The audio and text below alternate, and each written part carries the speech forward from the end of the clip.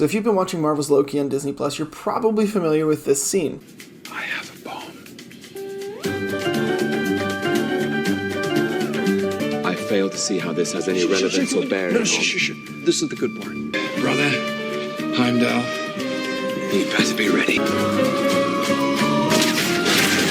I can't believe you were D.B. Cooper. Come on. I was young and I lost a bet to Thor. I should also point out that when the trailer for Loki came out, I thought D.B. Cooper. That's gonna be D.B. Cooper. And I was right. I called it.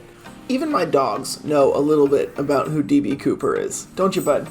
Don't you, bud? So normally in history videos, I'd like to give you context and tell you about the person, but I can't with this one because we don't know. We couldn't find him. We don't know where he went to, if he died, if he was using an alias. I mean, we've got some police sketches of what we think he might look like, and we've found some of the money that he stole, but that's it. It is the only unsolved case of aviation piracy in aviation history. Now we have an answer. Thanks, Disney. It's very plausible that if Loki is a real-life person who can transmute his body, then he could have been D.B. Cooper. I love that they threw this crime mystery into this Disney Plus series, because I am a Pacific Northwest native, and this is one of the big things that happened in the Pacific Northwest. It's not like people are constantly talking about D.B. Cooper, but at the same time, it's kind of in the back of everyone's mind who's lived there for a while. You gonna come say hi? What we do know is the events of what happened. So on November 24th, 1971, several people boarded a small plane from Portland to Seattle. Now, on this plane, the stewardesses were going around. It was the 70s. It wasn't uncommon for businessmen to hit on the stewardesses. I mean, it's not really uncommon now, sadly, but the stewardess comes back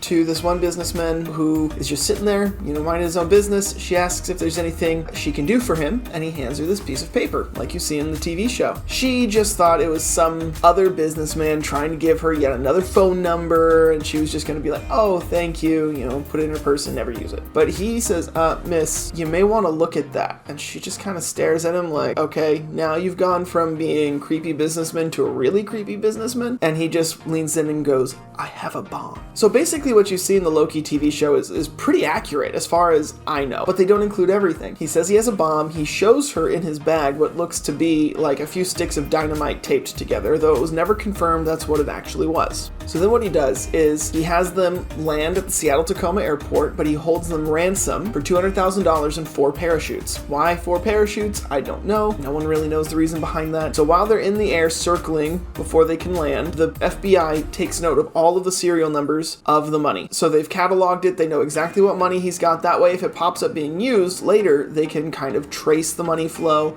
and track him down. So after he gets his ransom and his parachutes, he has them fly south again, kind of towards Portland. As they're flying south, he orders the pilots to fly pretty low and to open the back gate kind of stairway thing. It's a smaller plane, so there's a few different entrances. Basically what that allowed him to do is have a low altitude jump that he thought would be pretty safe. While no one watched him jump because he was in that part of the plane alone at that point, and that's the one thing that I think Loki doesn't have accurate, is that there's a stewardess with him pretty much when he jumps. The pilots thought they knew when he jumped because they had a sudden increase in elevation, meaning that they suddenly lost a bunch of weight, a person. So he jumps out and he supposedly parachutes over the forest, but he's never found. The money is never used. We did find money along the Columbia River in 1980, which is not too far away from where he would have jumped out. He could have survived and just buried the money. He could have not opened his parachute in time and died, and his body could have been eaten. There's a theory that the eruption from Mount St. Helens, which happened a few years after we even found the money on the Columbia River banks, may have even destroyed any other remains of him. We don't know. The FBI had an open case for 45 years before they closed it. So anyway, that's D.B. Cooper, and maybe you understand a little bit more about the Loki TV show. I'm really enjoying it. I hope you're really enjoying it too. Have a good rest of your day. Thank you for watching this video. Like and subscribe, and tell me in the comments what you think happened to D.B. Cooper.